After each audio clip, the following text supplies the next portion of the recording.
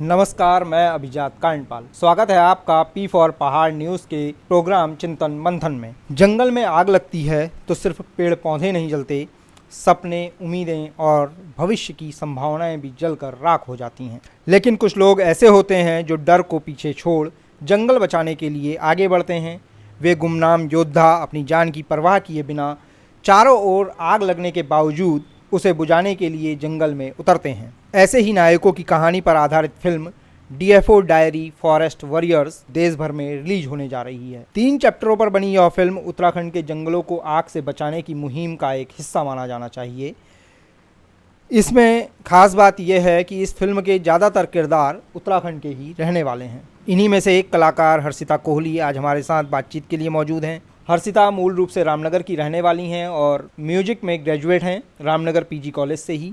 अब तक पहाड़ी गानों की कई एल्बम्स में आप नज़र आ चुकी हैं और अभी जो ट्रेंडिंग गाना चल रहा है पुराण कपड़, उसमें भी आप दिखी हैं। स्वागत है हर्षिता आपका। सभी दर्शकों को मेरा नमस्कार, प्रणाम पैलाग। यहाँ हमारी जो DFO diary fire warriors movie आने वाली है, सो हम उसी के उपलक्ष्य में यहाँ पे बैठे हुए हैं ताकि आप तक ये संदेश जा सके कि मूवी आने वाली है और आप जाकर देखिए ज़रूर उस मूवी को। और आपको पता लगेगा कि पहाड़ सिर्फ पहाड़ नहीं है, ये जान है हम उत्तराखंडियों की, हम पहाड़ियों की, और हमने इसको कैसे संजो के रखा है, हमारी पहाड़ी नारियों ने इसे कैसे संजो के रखा है। और जितना ही सुंदर दिखते हैं उतना ही कठिन जीवन है पहाड़ों में। तो देखकर आपको पता चलेगा कि पहाड़ सिर्फ पहाड़ नहीं, आत्मा है। फिल्म और उससे जुड़ी बातचीत करने से पहले एक नज़र उत्तराखंड में वनाग्नि यानी फॉरेस्ट फायर के आंकड़ों पर भी डाल लेते हैं।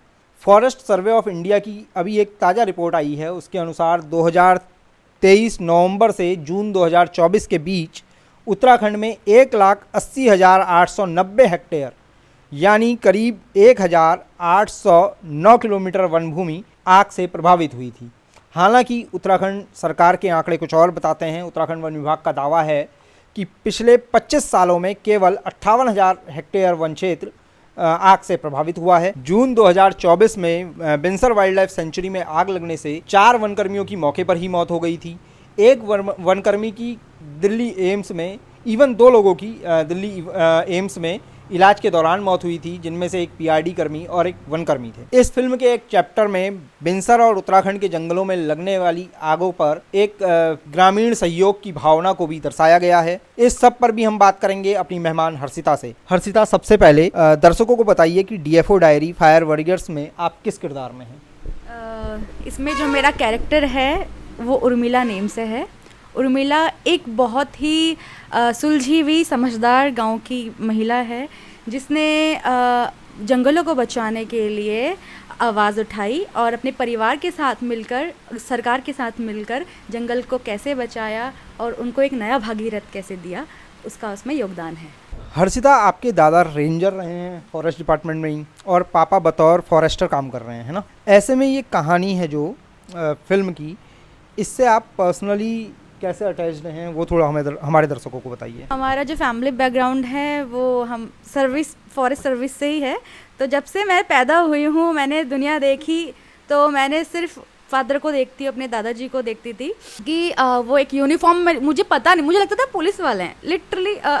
हम छोटे बच्चों को पता नहीं होता, हम डिफाइन मतलब उसको कर नहीं पाते, हम पुलिस वाले हैं। मेरे दादाजी पुलिस में जैसे जैसे जैसे एज मतलब आगे बढ़ते गए, अरे पता लगा कि अरे एक ये भी एक पोस्ट होता है और इसमें ऐसा होता है। बाद में मुझे छोटी थी तो मुझे दादाजी बोलते हैं मैं जंगल का पुलिस वाला हूँ।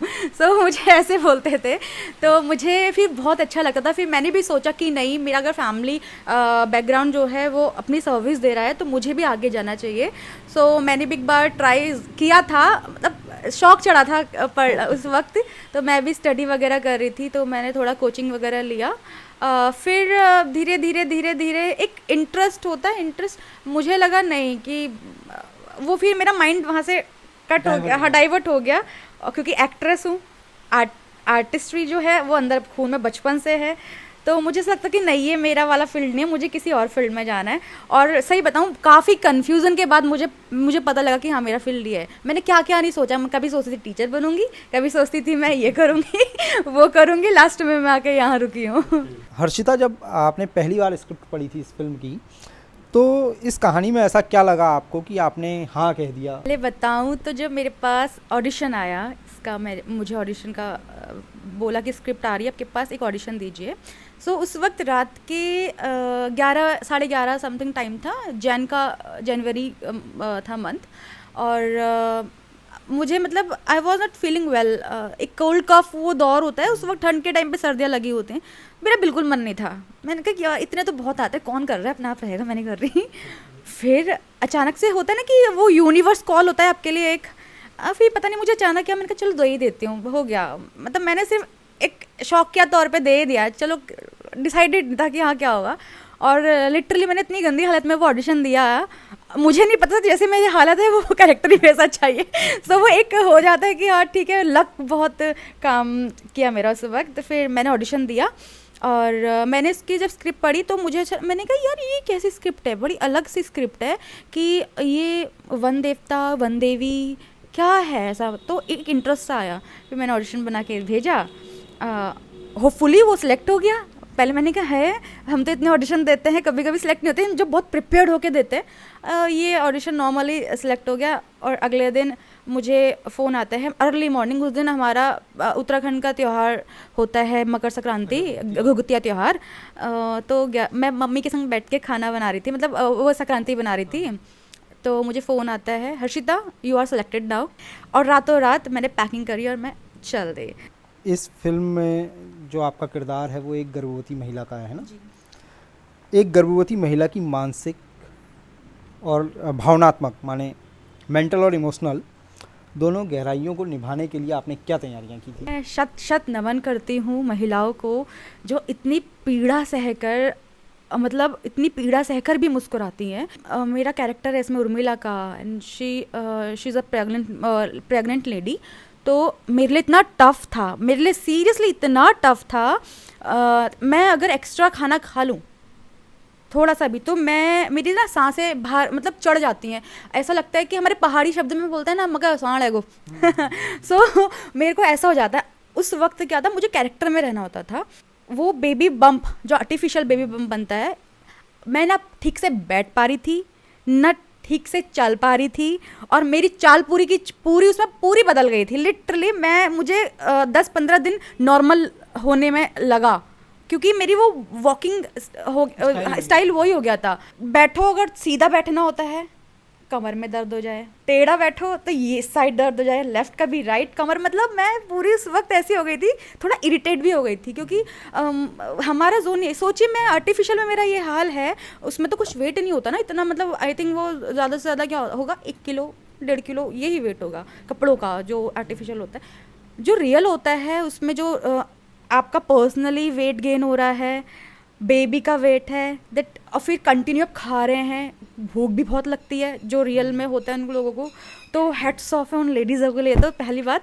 और मैंने लिटरली, मुझे बहुत अच्छा भी लगा उस वक्त। मैं ऐसा फील कर रही थी लाइक एक वो क्या ही फीलिंग होती होगी एक लेडी, एक महिला के लिए, जब वो एक छोटी सी जान को अपने अंदर कैरी करती है। मतलब मेरे अंदर भी एक, तब से लेकर अब तक मुझे ऐसा लगता है कि लाइक पहले मेरा थॉट था कि मैं शादी नहीं करूँगी, मेरा पहला थॉट सीरियसली ये था कि शादी नहीं करूँगी।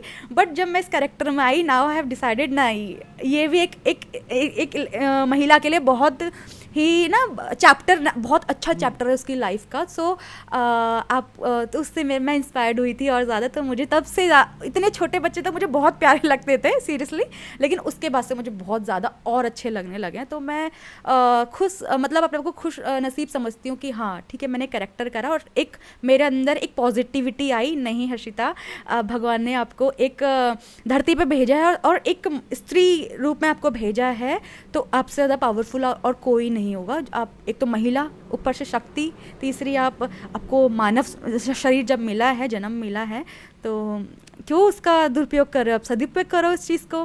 तो मैं मतलब मेरे लिए तो बहुत ही लाइफ चेंजिंग वाला कैरेक्टर है ये, और बहुत ज़्यादा बदलाव आए हैं मेरे जीवन में इससे। हर्षिता, इस फिल्म में आपका किरदार जो है वो मदरहुड और पर्यावरण प्रेमी, माने मातृत्व और पर्यावरण प्रेमी, एनवायरमेंटलिस्ट दोनों का ही प्रतीक है। आपने दोनों किरदारों को पर्दे पर कैसे निभाया, कैसे बैलेंस किया, और क्या कोई ऐसा सीन था जिसने आपको अंदर तक छू लिया हो? होने को तो पूरी मूवी ही ऐसी है कि आप अगर देखेंगे तो शायद आपकी आंखों से मतलब आंसू निकल आए।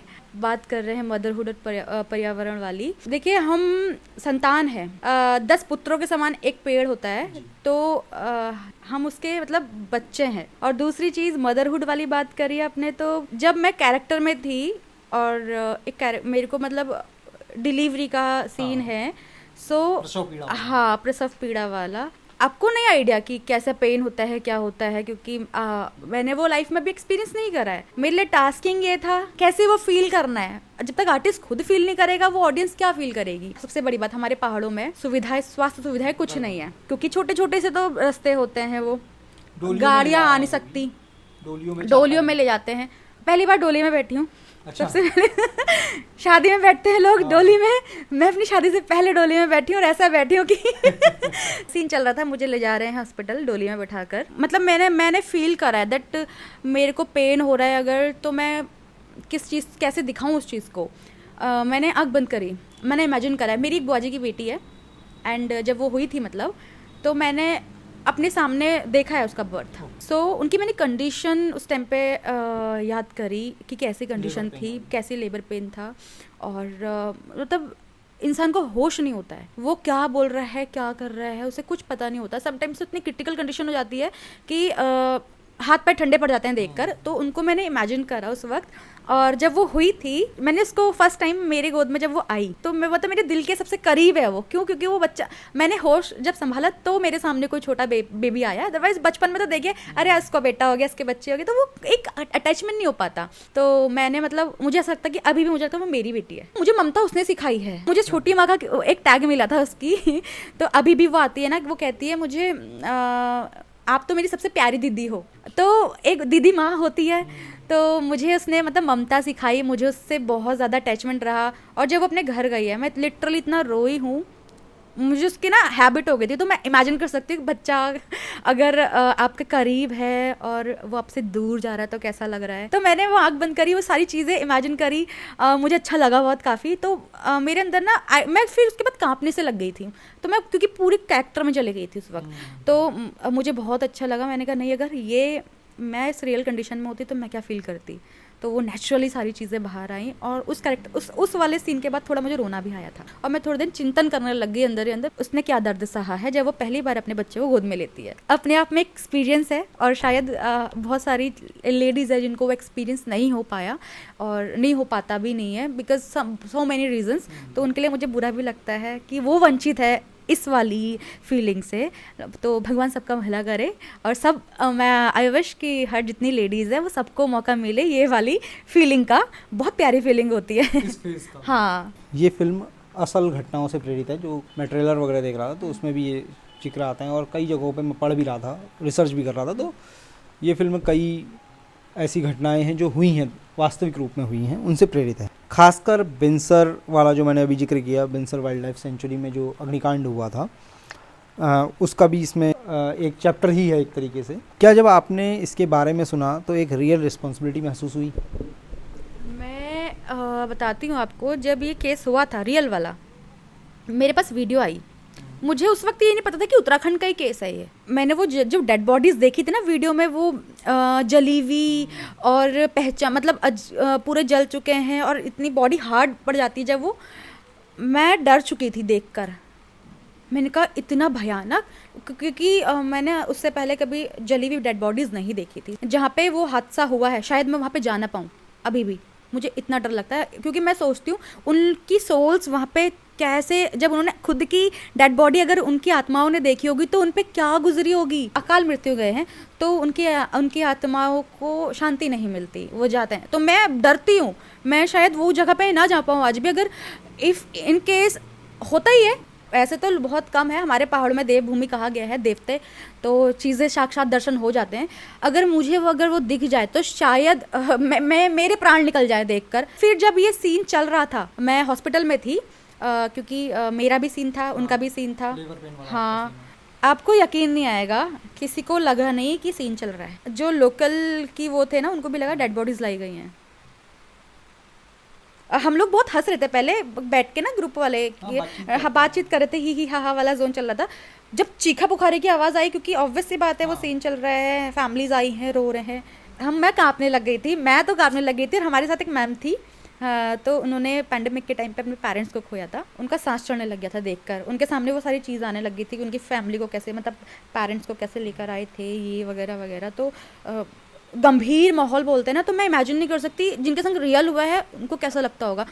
जो कैरेक्टर्स थे, नहीं कैरेक्टर्स थे, लिटरली उनका मेकओवर ऐसा हुआ था। मैं तो बोला मेरे सामने मत आओ जब तक ये मेकअप आपका उतरेगा नहीं। उससे भी ज़्यादा भयानक कि जिनके संग रियल हुआ है उनको कैसा लगा होगा करके। तो भगवान उनकी आत्मा को शांति दे पहले तो, और मैं नहीं चाहती कि जो उनके साथ हुआ हो वो किसी के साथ भी हो। ये मैसेज है इसमें। पावरफुल एक कैरेक्टर थे, सबसे ज़्यादा पावरफुल तो उनकी फैमिलीज थी जो रियल में जिन्होंने देखा अपने, किसी ने बेटा खोया, किसी ने भाई खोया, किसी ने पति खोया, किसी ने पिता खोया, तो वो उन पे क्या बीती होगी। तो उनके भी शक्ति को भी हेड्स ऑफ कहती हूँ कि उन्होंने इतना फेस करने के बाद भी वो अभी भी मतलब वो लोग अच्छे से मतलब रह रहे हैं और शक्ति मतलब एक दूसरों के लिए प्रेरणा बन रहे हैं।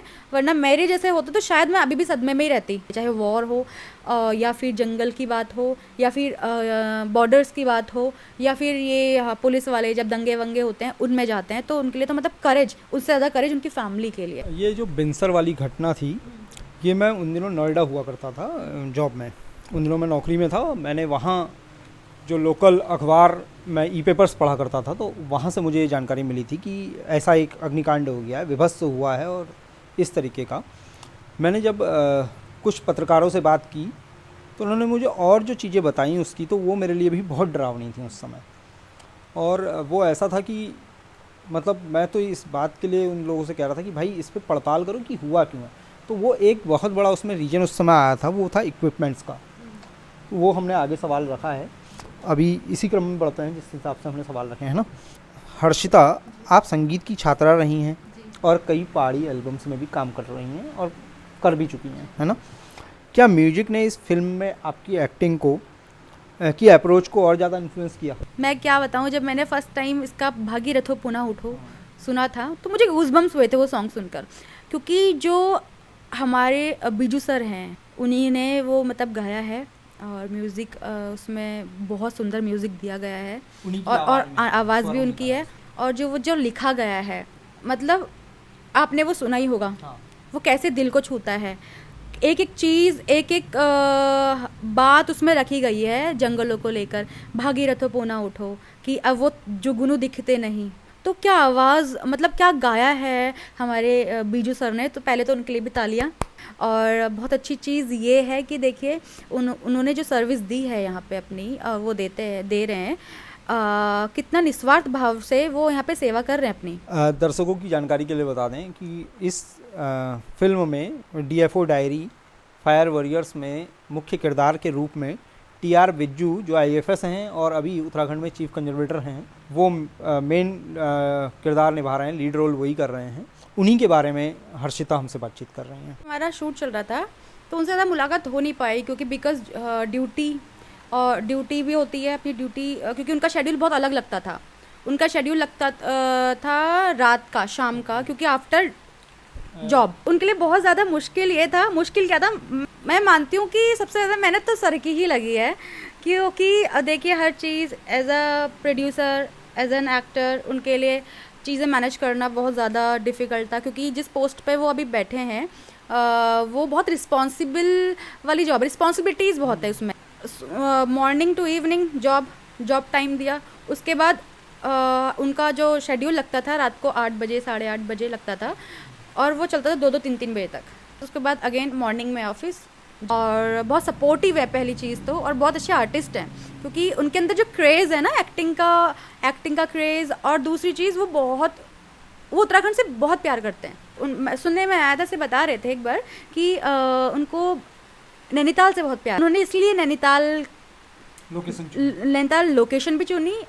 और केस भी हमारे यहीं का पहाड़ों में ज़्यादा, इसी साइड ज़्यादा आग लगती है। सर आईएफएस है तो वो रहने वाले साउथ के हैं, और लेकिन साउथ में रहने के बावजूद वो उत्तराखंड के लिए इतना कुछ कर रहे हैं, क्योंकि ही सेड कि मुझे अपने उत्तराखंड से बहुत प्यार है। वो सिर्फ उनकी जिम्मेदारी नहीं है जंगलों की, ये हमारी जिम्मेदारी भी है। हम लोगों को भी थोड़ा जागरूक होना पड़ेगा। आग को नहीं पता ना कि कौन है, किसने आग लगाई, वो तो सबको लपेटती है। है कि नहीं। तो और उसमें जो बेगुनाह हैं वो भी जलते हैं, जानवर जल रहे हैं, लोग जल रहे हैं, जंगल जल रहे हैं, तो हमारे पास बचेगा क्या, हम क्या देंगे अपनी पीढ़ी को। तो हमको उनको सपोर्ट करना चाहिए और ज़्यादा से ज़्यादा उनको इस चीज़ के लिए, और कि वो आगे और काम करे अच्छा दर्शकों के लिए, अब एज एन एक्टर भी, और जिस पोस्ट पर वो हैं उनको प्रेरणा मिले, उनको ऐसा ना लगे कि हाँ उनकी सारे एफर्ट्स व्यर्थ जा रहे हैं। आप म्यूजिक की स्टूडेंट रही हैं हर्षिता, तो एक सवाल ये भी है कि फिल्म के 2 गाने, जैसे आप तो आपने कहा कि भागीरथो पुनः उठो, और दूसरा है राही ओ राही, पूरी कहानी को कैसे आगे बढ़ाते हैं? जागरूकता के लिए कि भाई अब तो उठो, उठ जाओ, मतलब जाग जाओ, क्यों सोए पड़े हो। भागीरथ जी जैसे गंगा को धरती पे लेकर आए थे, ये वही भगीरथों की बात हो रही है। गंगा मैया कितनी इंपॉर्टेंट था, अगर गंगा मैया नहीं होती तो शायद जीवन भी आसान नहीं था हम लोगों के लिए। तो जैसे वो धरती पे गंगा मैया को लेकर आए, तो उसी पे ये एंथम बना कि भागीरथो अब तो उठो, जैसे वो जागरूक हुए थे, हमें पानी लेकर, मुझे नदी लेकर आनी, मुझे गंगा धरती पे लानी, तो हमें भी ये जागने की ज़रूरत है, सोचने की ज़रूरत है और पहल करने की ज़रूरत है कि अब तो उठो, जंगलों को जलने से बचा लो। तो मेन पर्पस इस गाने का यही है। और दूसरी है ओ राही, तो वो हमारे टूरिज्म को दर्शाता है। तो ये कैलाश खेर जी ने बहुत सुंदर गाया है, और इसमें म्यूज़िक भी बहुत सुंदर दिया गया है, लिरिक्स भी बहुत सुंदर हैं इस गाने के, और नैनीताल ही शूट हुआ है गाना, सबसे ज़्यादा हाईलाइट नैनीताल ही हो रहा है इसमें। तो बहुत सुंदर सॉन्ग है ये, स्पेशली हमारे जितने भी ट्रैवलर्स हैं ना ये उनका फेवरेट होने वाला है, क्योंकि उनको एक और गाना मिल गया अपनी ट्रैवलिंग वीडियोस में लगाने के लिए ओ राही करके, स्वागत मेरो पहाड़ा, वी वेलकम। टीजर वगैरह देख रहा था और कुछ छुटपुट मुझे वीडियोस मिले ऑनलाइन, उनमें मैं देख रहा था कि छोलिया भी है, घोड़ा भी है थोड़ा, है ना। तो मैं ये चाह रहा हूँ, क्योंकि आप उत्तराखंड से ही हैं और संगीत की विद्यार्थी भी रही हैं और संगीत एल्बम्स में भी आप काम कर चुकी हैं, तो कुछ गुनगुना दीजिए इस फिल्म का। बस ये याद रखिएगा कि यहाँ भी कॉपीराइट ना आए और आपका जो करार है वो भी ना टूट रहा हो। वही बात है, वही चीज़ है। तो राही सॉन्ग तो मैं भी ऐसा है कि मुझे लिरिक्स याद नहीं है उसके, क्योंकि मैंने भी 1-2 बार ही सुना है वो। भागीरथ पुनः उठो वाला मुझे सिर्फ इतना ही इसका टाइटल सॉन्ग याद है। हाँ, मैं अगर आप चाहते हैं कि मैं कुछ घोड़ा है अपने उत्तराखंड का कुछ गाऊँ, तो इस वक्त तो माइंड में गाने भी याद नहीं आ रहे हैं। एक मेरा नया सॉन्ग आ रखा है जो मैं वही गा देती हूँ। पुरण कपड़ मिल पेरे कुछ नहीं लिया, पुरण धिंगड़ मिल पेरे कुछ नहीं लिया, रोज रोज हिमली जाही आना झुरा, अरे रोज रोज हिमली जाही आना झुरा, सब में छन तलिके, सब में से छन तलिके, बैठी रुछा झा तुम बैठी रुछा झा, मैं के जानी नहीं लुकुड़ जा बेलु छाल्या, अरे मैं के जानी नहीं धिंगड़ जा बेलु छाल्या। सीधा जो अगला सवाल है वो थोड़ा लंबा है। फिल्म का बड़ा हिस्सा नैनीताल, पंगोट, रामगढ़, मुक्तेश्वर, भवाली और भीमताल जैसे इलाकों में शूट हुआ है ना। आपके लिए सबसे यादगार लोकेशन कौन सी रही और क्यों रही? और साथ में मैं एक सवाल और जोड़ रहा हूँ इसी में, कभी धुआं, कभी आग, कभी पथरीली राहें, जो पहाड़ में हम देखते हैं कि बहुत लंबा हमको पैदल चलना पड़ता है, ऊबड़ खाबड़ रास्ते, शूटिंग के दौरान सबसे बड़ी चुनौती क्या रही? सबसे ज़्यादा यादगार जो जगह रही है वो मुकेश खाम रही है। अच्छा। क्योंकि हम लोगों को, हमारे पास वहाँ पे नेट नहीं था, क्योंकि नेटवर्क ही नहीं आते, तो मैं वो वाले जोन में चली गई थी। हम छोटे छोटे थे, हमारे पास कुछ नहीं होता था, हम किस तरीके से फैमिलीज बैठी रहती थी। सबके तो शेड्यूल लग रखे हैं, अगर मेरा शेड्यूल नहीं तो मैं बोर हो जाती थी कि मैं कहाँ जाऊँ। और सबसे खतरनाक मतलब शाम के 6-7 बजे के बाद आप बाहर नहीं जा सकते, क्योंकि जंगल का एरिया है। सुनने में आता कि बाघ महाराज जी वहीं पधार जाते हैं बाहर से। रात था या 12 बज रहे थे, हम लोग रूम पे थे अपने, तो बाहर से खटर पटर की आवाज़ आई। अगले दिन सुनने में आया था कि बाघ था वहाँ पे, तो मैंने कहा अरे वाह मैंने कहा ये तो मिलने ही आ गए, सीधे ऑटोग्राफ लेने तो नहीं आए तो मतलब बहुत, एक तो नेट नहीं, फिर वहाँ पे ना मतलब एंजॉय भी करा। सबसे अच्छा वहाँ का पानी, भूख बहुत लगती थी, और तो चलना जो पड़ता था ना दिन भर, तो उसका असर था। नहीं, वहाँ पे चलने वाला कुछ नहीं था ऐसा। वहाँ पे जो हम जहाँ पे थे मुकेश काम में, वहाँ पे ऐसा कुछ नहीं था कि हमें बहुत ही जाना है, या एक सेम ही लोकेशन में शूट चल रहा था, बट बहुत सुंदर जगह थी, क्योंकि नेट नहीं था। और हम लोग फ़ोन को लेके ऐसे से जाते थे, एक ही पेड़ था उसके नीचे नेटवर्क आते थे, तो अगर बात करें तो ऐसे करके करना पड़ता था, और स्पीकर में हेलो हाँ, क्योंकि यहाँ लगाएंगे तो नेटवर्क गायब, यहाँ पे लगा के ब्लूटूथ अपने एयरपोर्ट्स कान पे लगाए, हाँ जी ठीक है, ये वगैरह वगैरह के बात करिए। चुनौतियाँ क्या थी? रास्ता बहुत भयंकर था वहाँ का कि कभी भी धरती ऊपर से नीचे के दर्शन कभी भी हो सकते थे, ऐसे वाला रास्ता था। तो जब हम जा रहे थे, हमारा भवाली हॉस्पिटल का सीन था, तो आई थिंक वो मुकेश खाम से 8-10 किलोमीटर की दूरी पे है वो लगभग। हाँ लगभग। तो वो रास्ते ऐसे थे कि गाड़ी ऐसे हो रही थी, बोलते ना कि जिगर हाथ में रख के बैठी थी। तो मेरे साथ वो है कि मैं दिल अपने हाथ में रख के बैठी, वो मुझे मूवी याद आ गई थी, इश्क मूवी राम राम राम राम राम वाला। तो मेरे साथ सीरियसली मैं I was like Ram Ram बचा लो भगवान, इस बार बचा लो, अगली बार नहीं आऊँगी, ऐसे मैं पैदल आ जाऊँगी।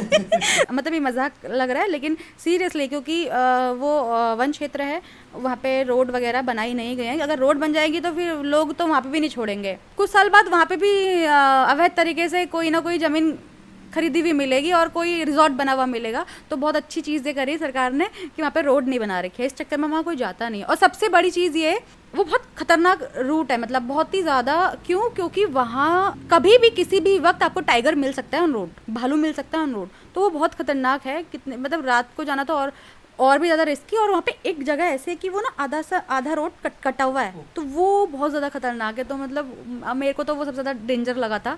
हर्षिता, एक्चुअली मैंने ये सवाल इसीलिए शामिल किया था, मैंने जितनी अखबार की नौकरी करी हल्द्वानी में रहते हुए, तब भी और अभी भी इवन कभी ना कभी ये खबर अखबार में होती है कि महीने भर से नेटवर्क गायब है या गाँव में अभी भी नेटवर्क नहीं है। तो एक तो ये प्रॉब्लम है मतलब पहाड़ में। दूसरा ये जो आपने कहा ना कि कभी ऊपर से नीचे जाने का, तो ऊपर से नीचे जाने का मतलब है सीधे आपकी गाड़ी खाई में जा सकती है और आप काल कलवित हो सकते हैं, अकाल ही काल के गाल में समा सकते हैं। ये मैं हमेशा कहता हूँ अपने जो उत्तराखंड के बाहर के दोस्त हैं या जानने वाले लोग हैं कि पहाड़ अपने साथ, पहाड़ मतलब पहाड़ी लोगों के लिए पहाड़ के बराबर चुनौती रखा हुआ है। आप कभी रह के देखिए महीने भर, और ख़ासकर बरसात के मौसम में रह के देखिए, तो आपको पता चलेगा कि पहाड़ कैसी चुनौतियां खड़ी करता है। आपके पास सिलेंडर नहीं है गैस का, चूल्हे की लकड़ी भीग चुकी है, तो वो कैसे आपको संभाल के रखनी है पहले से, वो सारा प्रबंध देखने के लिए आपको रुकना चाहिए पहाड़ में। मतलब मैं अपने सारे दोस्तों से कहूँगा इस वीडियो में ही, आप लोग आइए, रहिए कुछ दिन माने महीना 15 दिन रह के देखिए, और आपको पता चलेगा कि रोड ब्लॉक हैं, हॉस्पिटल नहीं है, एजुकेशन का क्या हाल है वो पूरी दुनिया जान रही है उत्तराखंड में। कोई ऐसा बिहाइंड द सीन मूवमेंट जो हमेशा याद रहा, ये मतलब रहेगा, और सबसे प्यारा कॉम्प्लीमेंट जो आपको इस शूटिंग के दौरान मिला हो? इस शूट के दौरान मुझे जो कॉम्प्लीमेंट मिला था, हमारे जो मेकअप आर्टिस्ट थे और जो हमारे डायरेक्टर सर हैं, उनकी वाइफ आई हुई थी। सो उन्होंने एक चीज़ मुझे बोली कि हर्षिता बहुत नेचुरल एक्टिंग कर रही है, बहुत अच्छा लग रहा है। और सबसे बड़ी बात, आपको यकीन नहीं होगा, इस मूवी में मैंने मेकअप नहीं किया है और लिटरली मेरे चेहरे पे ऐसा ग्लो था जो रियल प्रेग्नेंट वुमेन का होता है। तो इवन मुझे गांव की लेडीज़ों ने सोचा था कि प्रेग्नेंट कोई आई है, सब मैंने मुझे यही बोला था कि उनको ये लग रहा था कि हाँ इनका बच्चा होने वाला है। सो मुझे बोल भी रहे थे तो ऐसा उछल के क्यों जा रही है? क्योंकि वो ऊपर बंदी देवी का जो शॉट लग रहा था वो ऊपर पहाड़ी पे था, तू ऐसे क्यों चल रही है, गिरेगी, ध्यान रख अपना, ऐसे बोल रहे थे वो लोग। उन्हें बाद जब मैं अपने लुक में आई वापस चेंज वेंज करके, कह रहे हैं ये क्या हुआ? तो वो मेरे लिए बहुत कॉम्प्लीमेंट था कि हर्षिता यार you have a natural beauty, और मेकअप बिना मेकअप के भी मतलब ठीक अच्छा लग रहा है, और नेचुरल ग्लो ऐसा आ रहा है कि कोई मानेगा ही नहीं कि ये मतलब ये फेक प्रेगनेंसी वाला है करके। तो मेरे लिए बहुत अच्छा कॉम्प्लीमेंट था। मेमोरी अब BTS की बात अब कर रहे हैं, मेरे लिए सबसे ज़्यादा मतलब जो टीम थी वो बहुत ही फ़नी, इतने फ़नी, और सबसे बेस्ट चीज़ की इगोस्टिक कोई नहीं था, प्राउडी टाइप वाला नेचर किसी का नहीं था, और सब बहुत उम्दा कलाकार होने का सरल स्वभाव सबका। और डोली वाला सीन ही मेरा सबसे ज़्यादा मेमोरेबल रहेगा, क्योंकि उसमें उन्होंने मुझे हंसा के, मैं कोशिश कर रही हूँ कि मैं सीरियस हूँ, तो मुझे सीरियस ना होने थे जो मेरे हस्बैंड और मेरे पिता बने थे।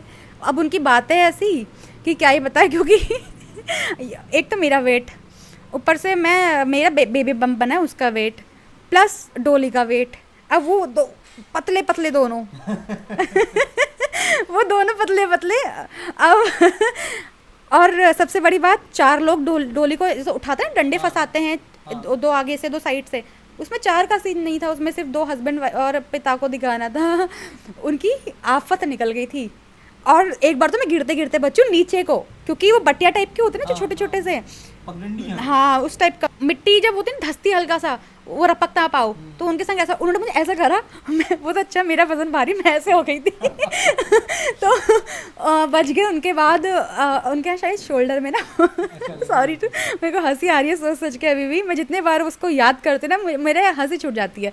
उन्होंने जितने बार मुझे उठाया, बार बार रीटेक्स लग रहे थे। कम से कम 10 बार ले जाना था, क्योंकि उस वक्त इससे हमको ना पत्तों की पैर की चलने की आवाज़ चाहिए थी। अब वो बार बार डायरेक्टर सर वहाँ से ऑर्डर दे, कट इट, दोबारा जाइए, दोबारा जाइए। तो मेरे जो पिता मेरे थे कह रहे, उन्होंने बोला ऐसा करता हूँ, यहीं पे तक क्यों बुला रहे हो, सीधा हॉस्पिटल ही लेके जाता हूँ, सीधे वहीं मिलता हूँ सुबह को तुमको। अब वो तो कर रहे हैं, अब हंसी भी आ रही है, तो मैं ऐसा करके पेन का बहाना कर रही हूँ और हंस रही हूँ हाथ लगा के पीछे से। अब वो सीरियस ही ना होने दे मुझे, तो वो बहुत ही फनी मोमेंट मतलब। और हमारे साउंड दादा जो थे ना, हमारे पास माइक लगे हुए थे, अब वो सब सुन रहे थे, उन्हें सब सुनाई आ रहा था, वो वहाँ से हंस रहे। लोग क्या, तुम क्यों हंस रहे हो? वो लो तुम भी सुनो, क्यों हंस रहा हूँ, आप सुनो। तो अब सब हंसने लग गए। तो बोले थे तुम लोग बहुत मस्ती करते हो, साथ में तुम 4 लोग मिल जाओ। तो वो बहुत बढ़िया सीन था मतलब।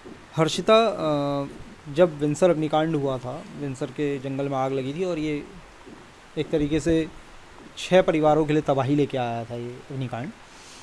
उस समय पे ये अखबारों में अक्सर छपता था और ये बहुत ज़ोर शोर से बात सामने आई थी कि अपने पास सेफ्टी गियर्स की कमी है, वनकर्मी अभी ट्रेंड नहीं है। तो मेरा एक सवाल ये भी है, क्या आपको लगता है कि जितना बड़ा उत्तराखंड में जंगल का क्षेत्रफल है, उस लिहाज से हमारे पास मैन पावर है, वनकर्मी हैं, और उससे भी बड़ी बात, क्या उनके पास पर्याप्त मात्रा में सेफ्टी गियर्स हैं? जब भी इस मूवी का शूट चल रहा था, तो उस वक्त मैंने फ़र्स्ट टाइम फायर किट देखी थी। मेरे मन में एक चीज़ ये आई थी कि जितने वहाँ पे मतलब ऑफिसर्स आए थे और जितने मतलब वहाँ की लोकल जनता थी, तो उन्हें मतलब फिल्म में दिखाया है कि किस तरीके से वो चीज़ें बटी हैं और इतना सिंसियरली डिसिप्लिन के साथ वो चीज़ें सारी ऑर्गेनाइज़ की जाती है। बट रियल लाइफ में क्या है कि एक विभाग होता है, तो अगर फॉर एग्जांपल फायर सीज़न है, आज इस पहाड़ में आग लग गई, गॉड नोज क्या पता उसमें भी लगी है। अब वो जब आग पूरी तरफ फैलती है, सबसे टास्किंग क्या होता है, ऊपर जाना है बहुत मुश्किल हो जाता है, क्योंकि पॉसिबल नहीं होता कि आप हाथ से आग बुझा पाओ। लोकल जनता कि कितना कर लेगी, कितना जाएगा, एफर्ट्स अच्छा करती है। देखिए जो भी विभाग हैं वो एफर्ट्स अच्छे करते हैं, बस प्रॉब्लम क्या है, पोस्ट खाली हैं, पोस्ट नहीं आ रहे हैं, ये हो रहा है वो हो रहा है, लंबे समय तक जब वैकेंसीज ही नहीं आ रही हैं, लोग ही मतलब विभाग में है, काम है, बट काम क्यों बर्डन बना पड़ा है, लोग कम है काम ज़्यादा है। अब लोग कम क्यों है, पद खाली हैं, लोग कम क्यों है, तो ये जिम्मेदारी किसकी बनती है? अब पेपर लीक हो जा रहे हैं काफ़ी टाइम से। आई थिंक मैं जब से मैंने कॉलेज स्टार्ट किया था, आई थिंक नहीं कॉलेज भी नहीं, मैं 12th में जब थी तब से कंटिन्यू, आज ये पेपर लीक हुआ है, आज इसका पेपर लीक हुआ है, अब पेपर लीक हो रहा है, तो जनता करेगी क्या? वही लोगों के कंधे पे जिम्मेदारी है क्या? तो ये चीज़ भी गवर्नमेंट सरकार को इसमें काम करना चाहिए कि जब संख्या ही कम होगी हमारे वॉरियर्स की, तो काम कैसे होगा? ये तो ख़त्म हो जाएगा, फिर सब कुछ बचेगा ही नहीं। हर्षिता, हम लगभग अब आखिरी पड़ाव की ओर हैं। आग की घटनाओं को की रोकथाम कैसे की जा सकती है, वो उसका कोई मॉडल आप लोगों ने इसमें रखा है? शीतलाखेत मॉडल आप लोग कह रहे हैं उसे, उसके बारे में थोड़ी सी बताइएगा। और एक एक्टर के रूप में नहीं, लेकिन एक संजीदा इंसान के, मानवीय संवेदनाओं वाले इंसान के रूप में आप क्या मानती हैं कि कैसे हम फॉरेस्ट फायर पे अंकुश लगा सकते हैं? सबसे पहली बात, जब इंसान अपनी जिम्मेदारी समझने लग जाए ना, तो शायद से परेशानियां कम हो जाएंगी। कितने लोग होते हैं, अरे छोड़ यार क्या हो गया, कौन क्या हो रहा है, लगने दे, अभी ठीक हो, अभी शांत हो जाएगी आग। ऐसे लोग भी मैंने देखे हैं। और कुछ लोग मैंने ऐसे देखे, अरे आग लग गई, आओ आओ उसे बुझाओ। तो पहले मानसिकता हमने अपनी मतलब सही करनी है। ये नहीं कि मेरा क्या हो रहा है, मेरा थोड़ी ना कोई काम, जिसका काम है वो करेगा। ये जो मानसिकता है, तो ये शायद ज़्यादा ही परेशानियाँ क्रिएट करती हैं। और पहाड़ जब वहाँ आग लगती है, जब हम मूवी कर रहे थे, तो उसमें ये बताया गया जो शीतलाखेत के लोग हैं वो कितने जागरूक हैं। एक मेरे ख्याल से अभियान भी चल रहा है, वो सेलिब्रेट होता है कुछ, मुझे आज हाँ मुझे उसका नाम याद नहीं आ रहा अभी। तो वहाँ के लोग क्या करते हैं, सप्ताह और पखवाड़े भी चलते हैं उसके नाम पे, और अच्छा खासा मतलब एनजीओस के पास भी बजट आता है उसमें, नुक्कड़ नाटक वगैरह। हाँ मेरे को एग्जैक्टली मतलब याद नहीं आ रहा उसका नेम अभी। तो जब वो फायर सीज़न आता है, तो वहाँ के लोग फैब मार्च में क्या करते हैं, ऐसा जो जंगलों की सफाई करना स्टार्ट कर देते ताकि आग पकड़े ही ना। हाँ, आग लगे ही ना। फूल घास वगैरह नीचे गिरता है तो वो एकदम फायर को एकदम कैच करता है। ये आपकी चीड़ की लकड़ी होती है जो, वो एकदम फायर कैच करती है, तो फायर लगेगी ही नहीं। मिट्टी में थोड़ी ना आग लगेगी, जब मिलेगा ही नहीं, घास ही नहीं मिलेगा, तो वो पूरा सफाई वगैरह पहले से ही प्रिपेयर हो जाते हैं। तो आई थिंक उनसे हमें सीखना चाहिए, हम लोगों को भी करना चाहिए ये चीज़ें। और दूसरी चीज़, फायर लगने के 2 कारण हो सकते हैं, ये तो लगाई गई है या तो नेचुरली किसी वजह से लग गई है। अब गर्मी जब इतनी तेज़ पड़ती है, हमको ही देखो, हम 5 मिनट अगर खड़े रहे तो हम कैसे तप जाते हैं। ऑब्वियस सी बात है, वो पत्थर वत्थर कभी होता है, आपस में टकराते हैं, वो स्पार्क क्रिएट होता है, वो नेचुरल तरीके से, वो रेयर केस है। लेकिन सबसे ज़्यादा आग लगाई भी जाती है। हमको शायद जिम्मेदारी समझ के वो हमें अपनी जिम्मेदारी को समझना चाहिए। ये नहीं करना चाहिए कि अरे यार हमारा काम नहीं, सरकार का काम है, हम क्यों करें। हर इंसान के अंदर एक जागरूकता होनी चाहिए कि नहीं, ये हमारी मातृभूमि है, ये हमारे जंगल है, ये हमारा एक तरीके से हमारा खजाना है ये, ठीक है। तो अपने खजाने को क्यों लूटने दे रहे हो। अगर आपको लगता है कि फायर सीज़न है या आग लग सकती है तो प्लीज़ वहाँ पे साफ़ सफाई रखिए, तो उससे ज़्यादा मतलब बहुत रिलीफ मिलेगा। आग लगेगी ही नहीं तो फिर इतनी भागा दौड़ी भी नहीं होगी, तो वो लॉस से बच जाएंगे और ज़्यादा से ज़्यादा प्लांटेशन। चिंतन मंथन प्रोग्राम का जो अंतिम पड़ाव है वो हम चलते चलते किया करते थे, लेकिन आज मौसम हमें इजाज़त नहीं दे रहा है, बाहर बारिश है, तो इसे हमें बैठे बैठे ही करना पड़ेगा शूट। इसमें अभिनय या संगीत, आपका पहला प्यार? मैं बताऊं, आपसे एक सवाल पूछूं, जीने के लिए आपको सांसें चाहिए, धड़कन? प्राण। ठीक है। कौन सा पहाड़ी गाना आपको सबसे ज़्यादा अपनी मिट्टी से जोड़ता है? अपना भी हो सकता है या किसी और का भी हो सकता है, ये जिस एल्बम में आपने काम किया हो उनमें का भी हो सकता है या बाहर का भी? एक्चुअली मेरा ऐसा कुछ है नहीं कि मतलब मुझे एक कोई पर्टिकुलर सॉन्ग पसंद हो। तो बहुत सारे गाने हैं जो मुझे अच्छे लगते हैं। मैं सिंपल फोकस करती हूँ म्यूज़िक और वर्ड्स पे। मुझे पुराने गाने बहुत पसंद है, मुझे नए गाने नहीं पसंद। मैं सच बताऊँ, मैं मुंह पे बोलती हूँ, मुझे नहीं पसंद नए गाने। बहुत रेयर सॉन्ग हैं जो मैं सुनती हूँ। और मुझे अगर मैं अपने फेवरेट सिंगर्स में बोलूँ उत्तराखंड के, तो मुझे दीवान कनवाल जी की आवाज़ बहुत पसंद है। पप्पू कार्की जी हो गए, नैननाथ रावल जी हो गए, तो कुछ ऐसे हमारे उम्दा कलाकार हैं, मतलब सिलेक्टेड है। प्रहलाद जी का मुझे एक गाना वो पसंद है, अभी आया था जो हिमा, प्रहलाद मेहरा जी की भी मुझे काफ़ी गाने पसंद है। उनके मतलब यूनिक वॉइस है, किसी से मिलती जुलती आवाज़ें नहीं है। और गढ़वाल साइड अगर मैं बात करूँ, प्रीतम भरतवान जी, नेगी जी और मीना राणा जी हो गई। और फेवरेट सिंगर है मेरी, अगर वो सुन रही होंगी तो, मुझे जिनके गाने सबसे ज़्यादा पसंद है, अनुराधा निराला जी। बॉलीवुड से मैं बात करूँ तो मुझे हेमलता जी की आवाज़, लता जी की आवाज़, आशा जी के गाने तो लेजेंडरी सिंगर्स हैं, किशोर कुमार जी, सो इनकी आवाज़ें पसंद और इन्हीं के गाने पसंद है। तो और श्रेया जी तो हमारी हमेशा रही हैं टॉप में। सुनती हूँ जगजीत जी की, मुझे उनके सबसे ज़्यादा भजन पसंद है, मुझे भजन पसंद है। और सबसे ज़्यादा जो फेवरेट गज़ल है उनकी मुझे पसंद है, वो है किसका चेहरा अब मैं देखूँ, तेरा चेहरा देखकर। मतलब अगर आप फॉरेस्ट में ऑफिसर होती, फॉरेस्ट डिपार्टमेंट में, तो कौन सा नियम आप सबसे पहले लागू करना चाहती हैं? जिस एरिया में मैं पोस्टेड होती ना, तो सबसे पहले मैं ये करती कि हर घर में जाती, 2 पेड़ तो पक्का लगा कर आती। एक लगाती मैं अशोक का, एक लगाती मैं आंवले का पेड़। तो इसलिए क्योंकि देखिए एक एरिया में कितने घर हो सकते हैं। पर गांव में भी मैं पोस्टेड होती, जो मेरे अंडर गांव होता, तो अगर 100 गाँव मतलब 100 घर भी होते तो 100 के हिसाब से 2 पेड़ लगाते, 200 ऐसे आराम से 200 पेड़ एक ही जगह पे अगर होते तो वहाँ की क्या एनवायरनमेंट होता। सवाल मैंने डाला था, मैंने हटा दिया था, वो ये था कि अगर आपका किरदार कोई पेड़ होता तो क्या होता, तो वो आंवला और क्या था, अशोक होता। अगर अपने किरदार को एक शब्द में बताना हो तो क्या कहेंगी आप? जय हो नारी शक्ति, इतना ही बोलती। ओके, ये भी ज़्यादा हो गए हैं। ठीक है। अगर आपको एक पर्यावरण अभियान शुरू करना हो तो उसका नाम क्या होगा? यही होगा क्या, पेड़ लगाओ वाला जो आपने 2 पेड़ वाला कहा? करती तो मैं ये बोलती, भागीरथो पुनः उठो। अगला प्रोजेक्ट, नाइस क्वेश्चन। मैं एक बात बताऊँ आपको, मैं एक मराठी मूवी भी कर रही हूँ जिसका हाफ शूट हो चुका है। आधा और होना है, थैंक यू। अब मुंबई जाना उसके शूट के लिए भी, कुछ शूट्स बचे हैं। और उसके बाद एक मूवी है, हो सकता है मे बी, क्या पता, अभी कुछ दिन बाद अगर एक ऑडिशन दिया है, सिलेक्शन हो गया तो फिर शायद मैं आपको बॉलीवुड के कुछ स्टार्स के साथ देखूँ।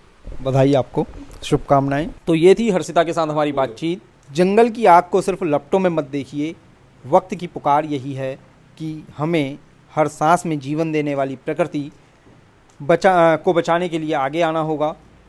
धरती को बचाने की लड़ाई सिर्फ वनकर्मियों या अफसरों की नहीं बल्कि हम सबकी जिम्मेदारी है।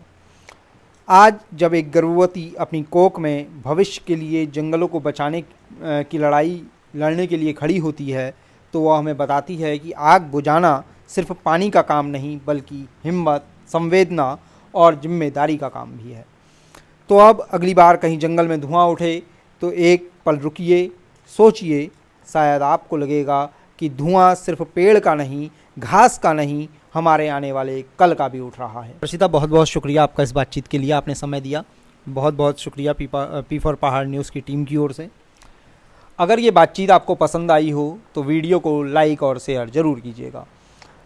पी फॉर पहाड़ ऐसे ही मुद्दों पे, ऐसे ही नए कलाकारों के साथ, नए राजनेताओं के साथ, हालांकि ऐसा नहीं है कि हम सिर्फ नए लोगों से ही बात करते हैं, पुराने प्रतिष्ठित लोगों से भी हमने बातचीत की है, वो आप लोगों को चैनल पे दिखता ही होगा। हम कुछ नया मत करके लाना चाहते हैं, इसीलिए हमने इस प्रोग्राम का नाम चिंतन मंथन रखा है।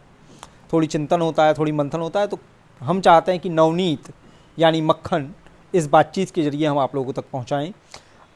अगर हमारी ये कोशिश आपको पसंद आ रही हो तो चैनल को सब्सक्राइब भी कर लीजिए और घंटी वाले आइकन को भी चटका लीजिए, जिससे कोई भी नई वीडियो की नोटिफिकेशन आपको समय पर मिलती रहे। तो ये थी हमारी हर्षिता कोहली से बातचीत, जो आपको नज़र आएंगी DFO डायरी फायर वॉरियर्स में। अभी दीजिए इजाज़त, नमस्कार। मैं अभिजात कांडपाल, आप देख रहे थे पी फॉर पहाड़ न्यूज़।